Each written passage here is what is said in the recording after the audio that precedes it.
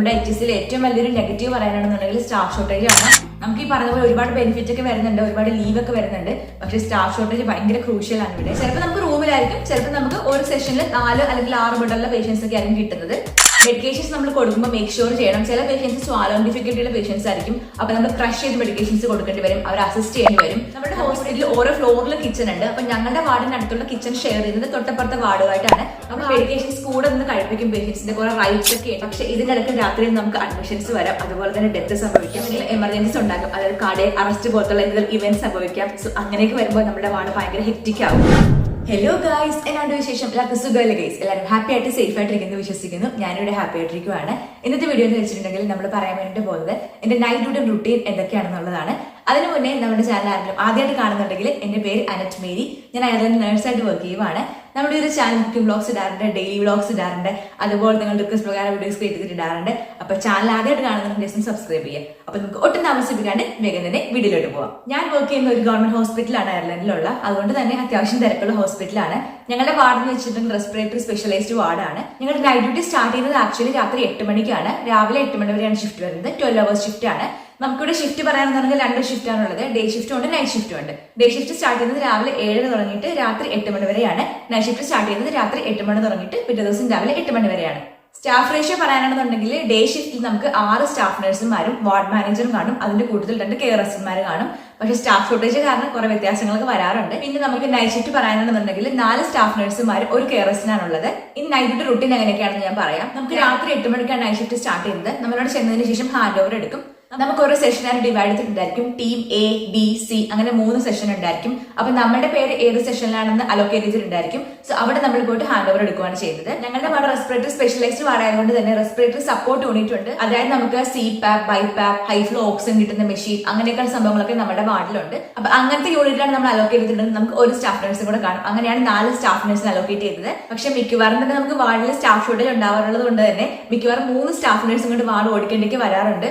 നമ്മുടെ HSL ഏറ്റവും വലിയൊരു നെഗറ്റീവ് പറയാനാണെന്നുണ്ടെങ്കിൽ സ്റ്റാഫ് ഷോർട്ടേജ് ആണ്.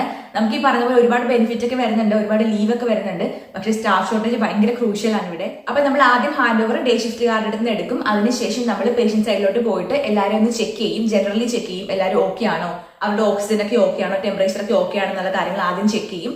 അപ്പൊ ജനറൽ ചെക്ക് ചെയ്തതിനു ശേഷം നമ്മൾ ഇൻഡിവിജ്വൽ ഓരോരുത്തരെയും പോയിട്ട് അവരുടെ വൈറ്റൽ സൈൻസ് മോണിറ്റർ ചെയ്യും. അവരുടെ temperature, oxygen saturation, blood pressure അതൊക്കെ നോക്കും. അതിനുശേഷം നമ്മൾ ഓരോരുത്തർക്കും നമുക്കൊരു സ്കോർ കിട്ടും. ആ സ്കോർ അനുസരിച്ച് നമ്മൾ ഫ്രീക്വൻസി മോണിറ്റർ ചെയ്യും. എത്ര ഫ്രീക്വൻലി ആണ് ഓരോരുത്തർക്കും സ്കോർ വരുന്നത് അതനുസരിച്ചിട്ട് നമ്മൾ റിപ്പീറ്റ് ചെയ്യും വൈറ്റൽ സൈൻസ് മോണിറ്ററിംഗ്.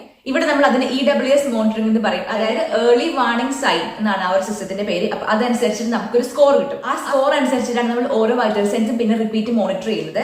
അതിനുശേഷം നമ്മൾ മെഡിക്കേഷൻസ് സ്റ്റാർട്ട് ചെയ്യും. ഇൻഡിവിജ്വലി പേഷ്യൻസിനെ കണ്ട് അവർക്ക് ഓരോരുത്തർക്കും സ്പെഷ്യൽ റൂം ആയിരിക്കും ഉണ്ടായിരിക്കുന്നത്.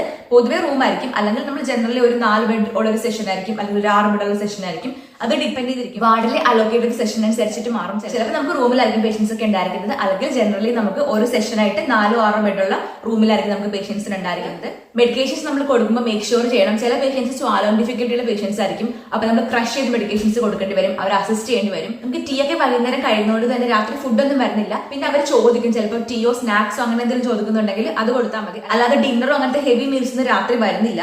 നമ്മുടെ ഹോസ്പിറ്റലിൽ ഓരോ ഫ്ലോറിലും കിച്ചൺ ഉണ്ട്. അപ്പൊ ഞങ്ങളുടെ വാർഡിന് അടുത്തുള്ള കിച്ചൺ ഷെയർ ചെയ്യുന്നത് തൊട്ടപ്പുറത്തെ വാർഡുമായിട്ടാണ്. അപ്പൊ നമ്മുടെ ആ ഒരു കിച്ചണിൽ നമുക്ക് പേഷ്യൻസ് ചോദിക്കുന്ന സംഭവങ്ങൾ ഉണ്ടെങ്കിൽ അവർക്ക് അത് എടുത്തു കൊടുക്കാം. അല്ലെങ്കിൽ സ്റ്റാഫ് നഴ്സുമാർ കൊടുക്കും, അല്ലെങ്കിൽ കെയർ അസിസ്റ്റന്മാർ കൊടുക്കും. മെഡിക്കേഷൻ റൗണ്ട് കഴിയുമ്പോൾ നമ്മൾ പിന്നെ സ്റ്റാർട്ട് ചെയ്യുന്നത് ബാക്ക് കെയർ ആണ്. അതായത് ബാക്ക് കെയർ എന്ന് വെച്ചിട്ടുണ്ടെങ്കിൽ അവരെ ടേൺ ചെയ്യും, അവരുടെ ഡൈപ്പർ മാറ്റും, അങ്ങനെയുള്ള കാര്യങ്ങളൊക്കെയാണ്. ഇതെല്ലാം കഴിഞ്ഞതിന് ശേഷം നമ്മൾ പേഷ്യൻസിനെ ഉറങ്ങാൻ വേണ്ടിയിട്ട് വിടും. ചില പേഷ്യൻസ് ഡേ ഷിഫ്റ്റിന്റെ സമയത്ത് ബെഡിന് താഴത്തായിരിക്കും ഇരിക്കുന്നത് കസേരയിൽ. അപ്പൊ നമ്മൾ അവരെ പിടിച്ച് കസേരയിൽ നിന്ന് മാറ്റി ബെഡിലോട്ട് കിടത്തിയിലേക്ക് വരും. അപ്പൊ അതിനൊക്കെ ശേഷം നമ്മൾ പേഷ്യൻസിനെ ഉറങ്ങാൻ വേണ്ടിയിട്ട് വിടും. മെഡിക്കേഷൻസ് ഒക്കെ നമ്മൾ പേഷ്യൻസിന്റെ കൂടെ നിന്ന് കഴിപ്പിക്കുകയാണ് ചെയ്യുന്നത്. മേക്ക് ഷുവർ ചെയ്യും അവരൊന്നും മിസ്സാക്കിയിട്ടില്ലെന്നുള്ളത്. അപ്പൊ അവർ ഉറങ്ങാൻ വിട്ടതിന് ശേഷം നമ്മൾ പിന്നെ മോണിറ്റർ ചെയ്യും ഓരോരുത്തരായിട്ട് സ്കോർ അനുസരിച്ചിട്ട്. പിന്നെ നമ്മൾ വൈറ്റൽ സൈൻസ് റിപ്പീറ്റ് മോണിറ്റർ ചെയ്യണമെന്നുണ്ടെങ്കിൽ അതനുസരിച്ചിട്ട് മോണിറ്റർ ചെയ്യും. സ്കോർ അനുസരിച്ചിട്ട് നമ്മൾ പേഷ്യൻസിനെ ഡോക്ടേഴ്സുമായിട്ട് കണക്ട് ചെയ്യും. അതായത് നമുക്ക് SHO ഉണ്ട്, അതുപോലെ തന്നെ വാർഡ് ഇന്റേൺ ഉണ്ട്. അപ്പൊ ഇവർക്ക് നമ്മൾ സ്കോർ കൂടുന്നതനുസരിച്ചിട്ട് അവരെ കോൺടാക്ട് ചെയ്യും.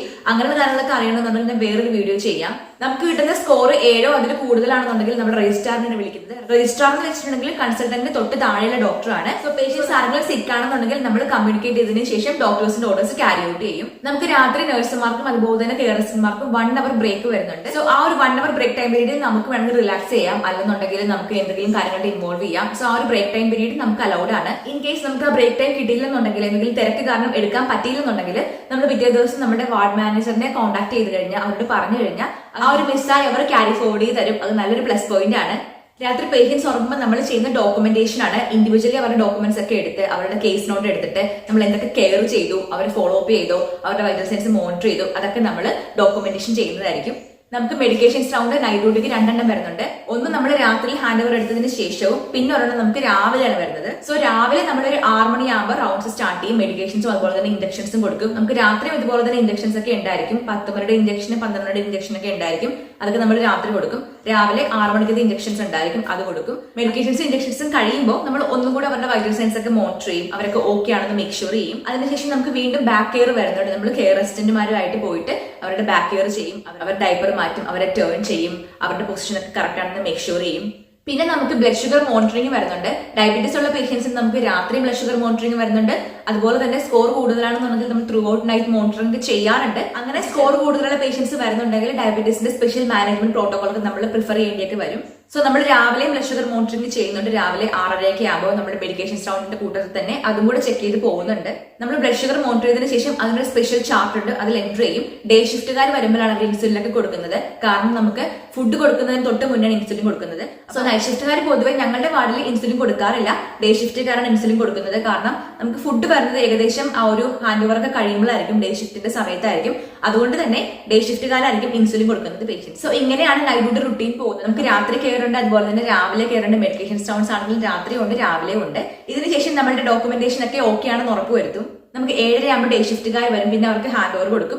അങ്ങനെയാണ് നൈറ്റ് ഷിഫ്റ്റ് കംപ്ലീറ്റ് ചെയ്യുന്നത്. പക്ഷേ ഇതിനിടയ്ക്ക് രാത്രിയിൽ നമുക്ക് അഡ്മിഷൻസ് വരാം, അതുപോലെ തന്നെ ഡെത്ത് സംഭവിക്കാം, എന്തെങ്കിലും എമർജൻസീസ് ഉണ്ടാകും, അതായത് കാർഡിയക് അറസ്റ്റ് പോലത്തുള്ള എന്തെങ്കിലും ഇവന്റ്സ് സംഭവിക്കാം. സോ അങ്ങനെയൊക്കെ വരുമ്പോൾ നമ്മുടെ വാർഡ് ഭയങ്കര ഹെക്റ്റിക് ആവും. ഇങ്ങനെയാണ് ഞങ്ങളുടെ വാർഡിൽ നൈറ്റ് റുട്ടീൻ പോകുന്നത്. നമുക്ക് ഓക്സിജൻ സാച്ചുറേഷൻ കുറവുള്ള പേഷ്യൻസ് മിക്കവാറും തന്നെ കാണും. സോ അവർ കണ്ടിന്യൂസ് മോണിറ്ററിംഗ് ഉണ്ടായിരിക്കും. അതുപോലെ തന്നെ ബൈപാപ്പ്, അതുപോലെ തന്നെ ഹൈ ഫ്ലോ ഓക്സിജൻ മെഷീനുള്ള പേഷ്യൻസ് ഉണ്ടായിരിക്കും. അപ്പൊ അവരുടെയൊക്കെ മാനേജ്മെന്റ് കുറച്ച് ക്രിട്ടിക്കൽ ആയിരിക്കും.